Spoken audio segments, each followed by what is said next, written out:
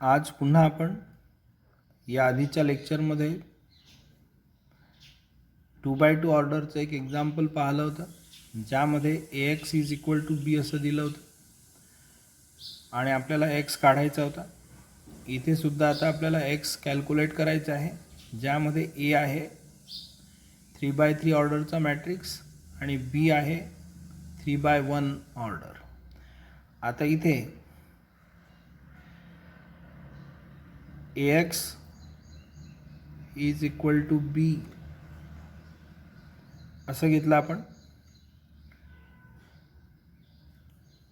ए आहे 1 2 3 -1 1 2 1 2 4, इथे x आणि हा आहे 1 2 3.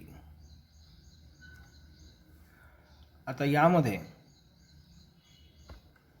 रो ट्रान्सफॉर्मेशनने आपण याला आय मध्ये कन्वर्ट करू, आयडेंटिटी मॅट्रिक्समध्ये. म्हणून इथे आणि इथे 0 आणायचं आहे. Bye R2 change as R2 plus R1, इथे -1 आहे, इथे +1 आहे, ॲडिशन केलं.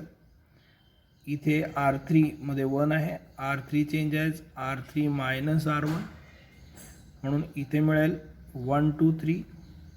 या R2 आणि R1 यांचं ॲडिशन करायचं आहे. -1 + 1 म्हणजे 0, 1 + 2 3, 2 + 3 म्हणजे इथे 5 मिळेल.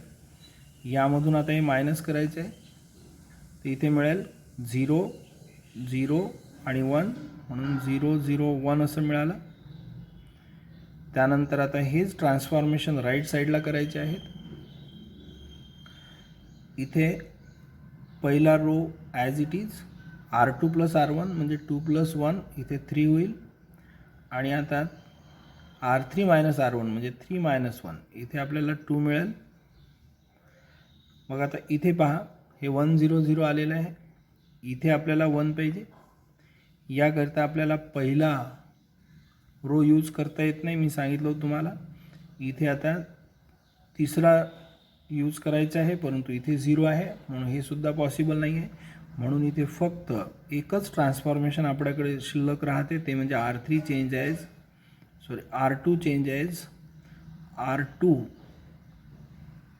अपॉन 3 या पद्धतीने.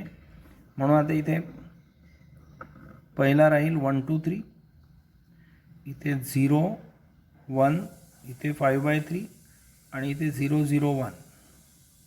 x या साईडला इकडे राहील 1. R2ला 3 ने डिवाइड करायचं आहे, म्हणजे इथे 1 आणि इथे 2 असं मिळेल. आता इथे 0 झालेला आहे, या ठिकाणी 0 करायचं आहे, म्हणजे R1 change as R1 - 2 R2, म्हणून 1 - 0 1, 2 - 2 0, 3 - आता इथे हे फ्रॅक्शनमध्ये आलेलं आहे. हे कॅल्क्युलेशन ओरली तुम्ही जर केलं तर रॉंग होण्याची पॉसिबिलिटी आहे. म्हणून आपण आता इथे R1 मधून 2 R2, 3 - 10/3 असं करायचं. इथे समजा आपण 3 - 10/3 असं जर केलं तर 9 - 10/3 असं मिळेल, -1/3 राहील. म्हणून इथे यामधून याची 2 टाइम्स व्हॅल्यू मायनस केली तर आपल्याला मिळेल -1/3. इथे आता 0 1 5/3 असं मिळेल, इथे 0 0 1, इथे x. सेम ट्रान्सफॉर्मेशन राईट साईडला करायचं आहे. R1 मधून R2ची 2 टाइम्स व्हॅल्यू मायनस करायची. 1 मधून 2 मायनस केले, इथे -1 1 2 असं मिळेल. आता यामध्ये या ठिकाणी आणि या ठिकाणी 0 करायचं आहे, म्हणून R1 मध्ये R3ची 1/3 टाइम्स व्हॅल्यू ॲड करायची आहे आणि R2 मध्ये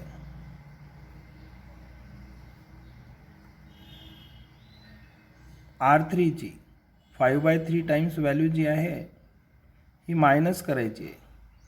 म्हणजे इथे 5/3 R3 असं राहील.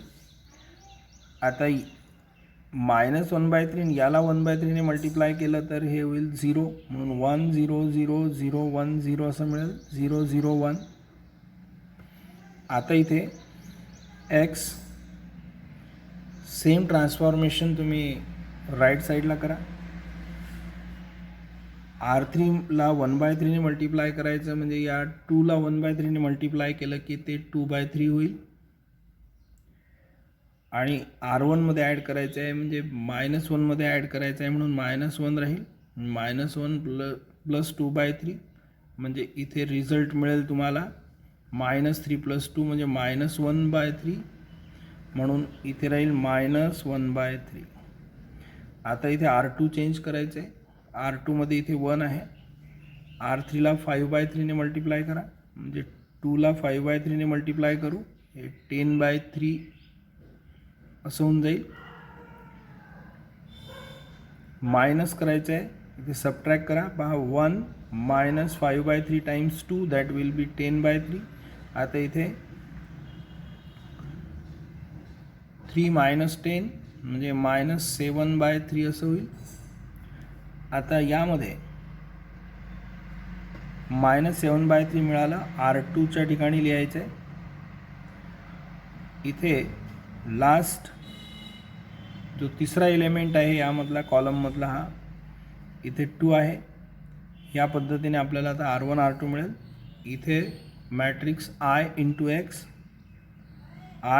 X इथे मिळेल -1/3 -7/3 2, म्हणून x इज इक्वल टू मिळेल -1/3 -7/3 2. आता जर कोणी इथे 1/3 कॉमन घेतलं यामधून, बाहेर 1/3 लिहायचं, याचा अर्थ आतमध्ये प्रत्येक एलिमेंटला 3 ने मल्टिप्लाय करायचं आहे. इथे होईल -1, इथे होईल -7, इथे होईल 6. ह्या पद्धतीने आपल्याला x मिळेल. हा जो आहे हा आहे मॅट्रिक्स x. इथे पाहता पुन्हा आपल्याला काय पाहायचं आहे, AX is equal to B.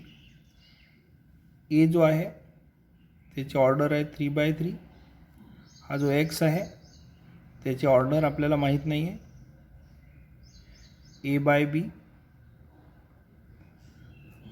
Result आहे 3/1, याची ऑर्डर 3/1 आहे. आता इथे ऑर्डर ए आणि x यांच्या ऑर्डरवरून आपल्याला बीची ऑर्डर काढता येते. हा 3 आणि हा ए जर एलिमिनेट केला तर ही ऑर्डर येते 3/B. 3/B means 3/1. आता इथे b इज इक्वल टू 1 आहे, याचा अर्थ एक्सची ऑर्डर आहे. किंवा इथे जर आपण b इज इक्वल टू 1 मिळेल, याचा अर्थ ऑर्डर ऑफ x किती होईल, ऑर्डर ऑफ x होईल 3/1. इथे या 3/1 ऑर्डरचा हा मॅट्रिक्स आहे असं आपण पाहिलं. हे आपण चेक करून पाहिलं, हे आपल्याला सगळं माहीत असायला पाहिजे. आता एक प्रश्न असा इथे अराईज होतो, आपण इथे रो ट्रान्सफॉर्मेशन अप्लाय केलेले आहेत, कॉलम ट्रान्सफॉर्मेशन अप्लाय करता येईल का? Column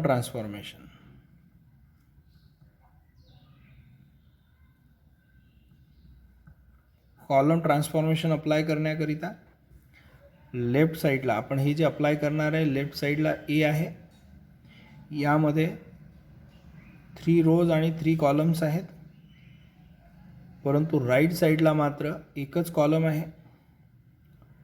left side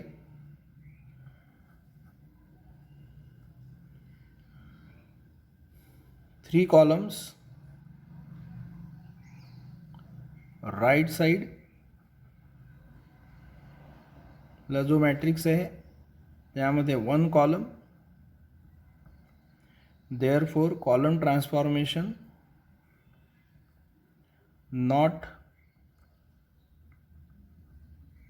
applicable. ह्याला कॉलम ट्रान्सफॉर्मेशन अप्लिकेबल नाही आहेत. इथे फक्त रो ट्रान्सफॉर्मेशन आपल्याला करता येईल. इथे ऑर्डर जी आहे 3/1 आहे, इथे एकच कॉलम आहे. इथे जर 3 कॉलम असतील तर आपल्याला कॉलम ट्रान्सफॉर्मेशन यूज करून हे एक्झाम्पल सॉल्व करता येईल. आता इथे दुसरी जी मेथड मी तुम्हाला सांगितली होती, म्हणजे AX is equal to B, याला A इनवर्सने मल्टिप्लाय करा. A inverse into A into X, इथे A inverse into B. A inverse into A म्हणजे IX is equal to A inverse into B. म्हणून आता इथे X is equal to A inverse B असं मिळेल. म्हणजे तुम्हाला A इनवर्स काढता येईल. हा जो A इनवर्स आहे हा आपण रो ट्रान्सफॉर्मेशनने काढू शकतो. हा जो आहे आपण कॉलम ट्रान्सफॉर्मेशनने सुद्धा काढू शकतो. हा जो A इनवर्स आहे आपण ॲडजॉईंट मेथडने सुद्धा काढू शकतो.